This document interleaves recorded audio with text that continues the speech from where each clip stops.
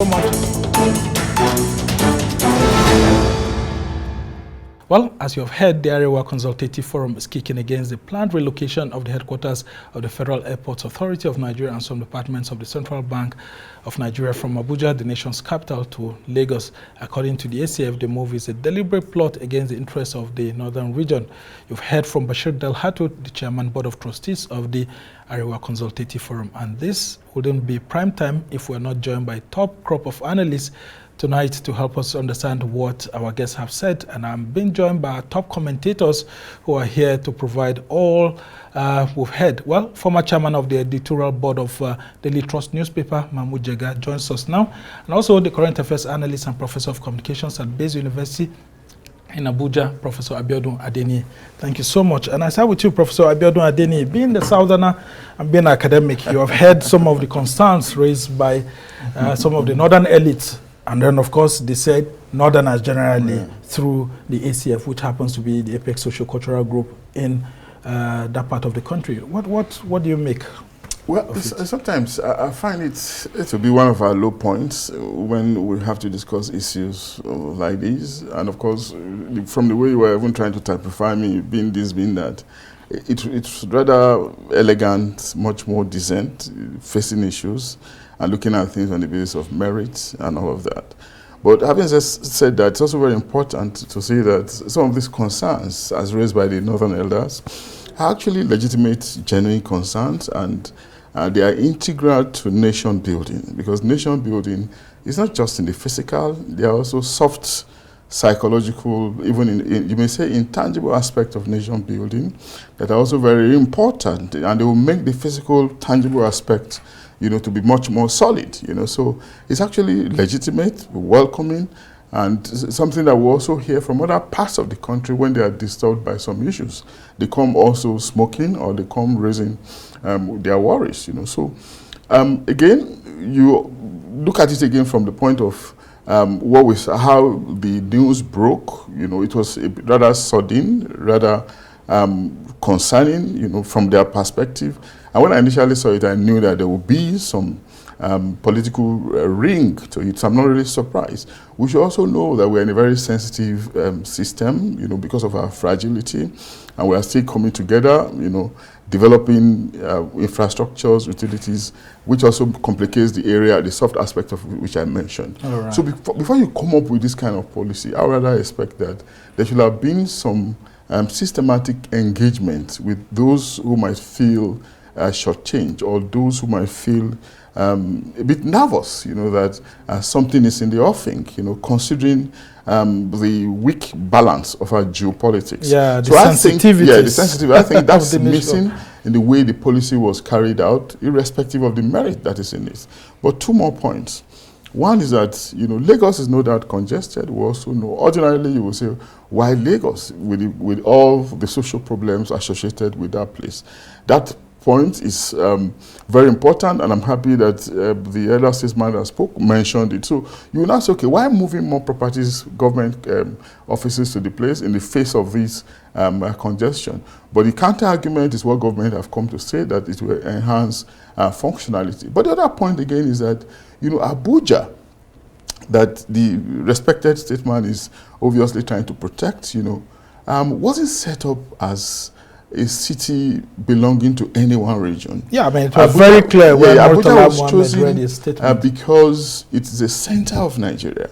And of course, I'm happy again, he emphasized the fact of unity leading to the often repeated saying that Nigeria is indivisible and indissoluble. All right. No doubt about that. And against that background, really, we should continue to invest our confidence in this indivisibility, indissolubility. Well, by the time this is elevated above all other things, then our confidence will be engendered in the system. Some people would disagree with you and say Nigeria is not indivisible and indissoluble. But finally, really, I think we are all there's nothing extraordinary about what is happening. They are all part of the conversation that's as necessary, for bonding, for us to engender confidence, in all nationalities, all groups. And this is integral, again, to the solidification of the nation state, as a case. All right. And Mahmud, What's been your view so far from what the elder statesman said? It's a tricky business. Well, you see, in political perceptions in Nigerian national politics, some issues are politically potent even when they are not very concrete.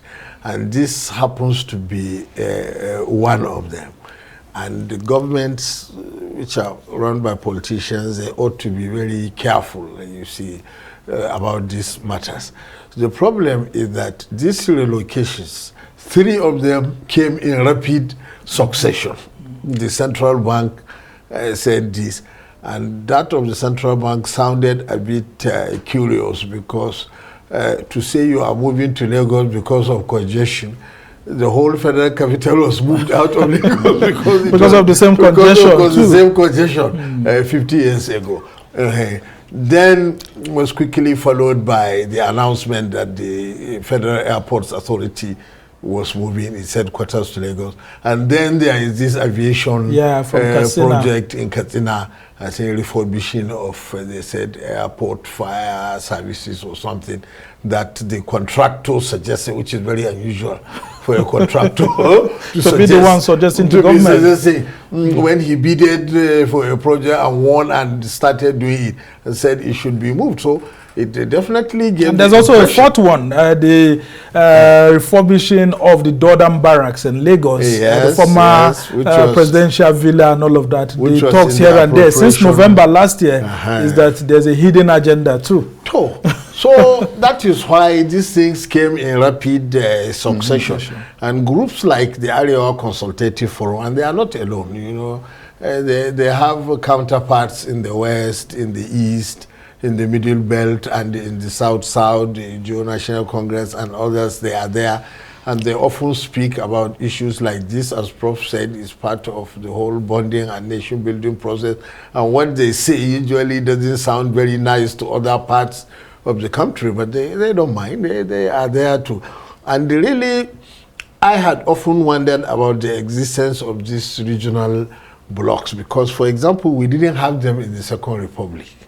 We didn't have them. That time, the political parties... ACF, Ohanese, we didn't have Ohanese, Afenifere, ACF, Ijo, anything in the Second Republic, because the political parties that time were extremely powerful and they gave no space. In fact, it will not even be possible, for example, to have an area forum in the Second Republic, because no MPM man will sit with the PRP man or GMPP man and agree on anything. And similarly, you couldn't have FNFR, because the MPN and the UPN there is no way to sit together. No meeting point. Honestly, no meeting point. But now, because the political parties are a bit weak, that's why we have these regional groups, and they have to do their duty. And as we said, some of these things, because they came so rapidly, they didn't give a very good impression, and they gave room for conspiracy theories and allegations and everything. All right, one very good point I really loved about the conversation here is that he said that the North is ready for restructuring, and if their forebears were afraid of restructuring, and with the way sometimes you see the Southern press putting it that the feudal lords of the North are afraid of a restructured Nigeria, they are saying that the new leaders of the North are prepared for restructuring, and so everybody should bring to the table whatever they want to be done. How did you receive that information?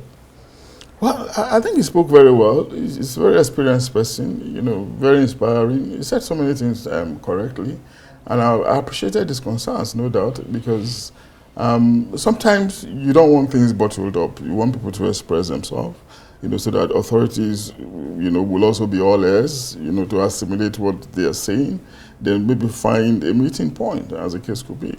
Over time, we have had people asking for restructuring, but there have been questions again around the kind of restructuring that we want. You know, some of these cliches have arisen at different times. Sometimes when people are not talking about restructuring, they're talking about resource control. Yeah, it can be a heavy political weapon, depending on the side you are. They're talking about confederation. Sometimes they're asking us to go back to regionalism, you know, or the regional arrangement that we had in the immediate post-independent period, and such other things. You know, but my own take, again, you also raised the question of constitution.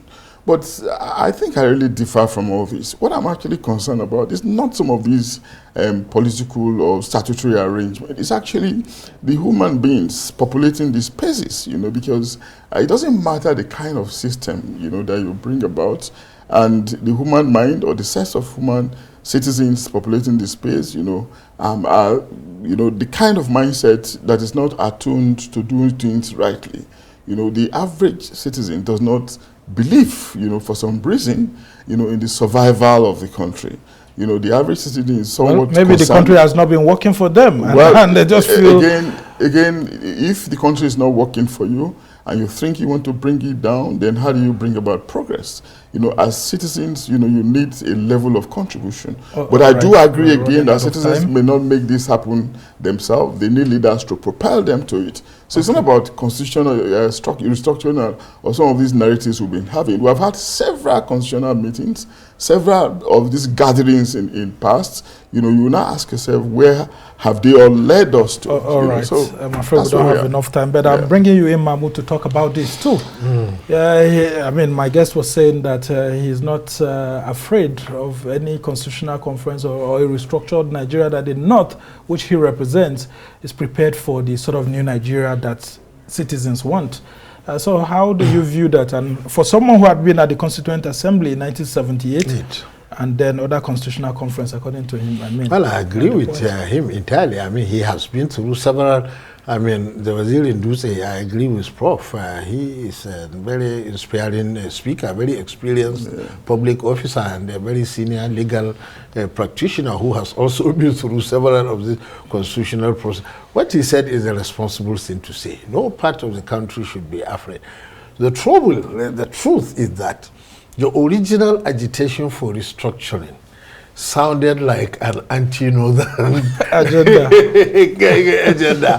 because it's like, okay, the North appeared to have some advantages in size and population and everything, so that conferred also some advantages in politics, which is characterized as domination, and we are looking for a way to cut it down to size. That's how it sounded in the mouth of the original proponents of restructuring. Yeah, including President Tinubu himself, because and they were he was an advocate of fiscal federalism. People were never very clear. As you said, sometimes you get specifics like fiscal federalism. Going back to the 1962 Constitution and all of that. But otherwise, mostly it was not very clear. It's just to agitate, because it was seen that northern leaders were reluctant to discuss, and at some point it even sounds like an agenda to break up the country. But if it is a responsible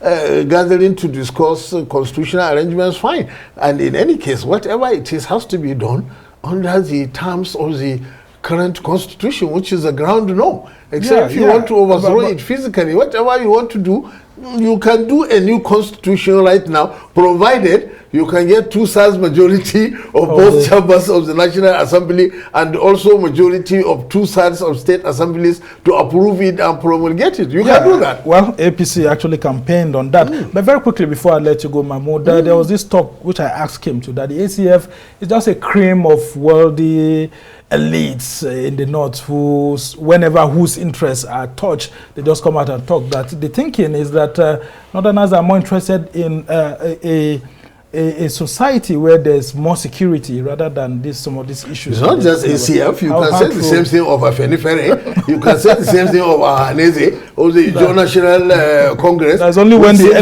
interests of the elites are touched that you see them coming out. You cannot ignore the interests of the elite, because in most cases the elite shapes the opinion of the masses. Okay, very strong way to actually leave it there. Mahmud Jega is a rise analyst. I must thank you for your, perspective, very great perspectives that we've got from you. And Professor Adeniyi from Base University.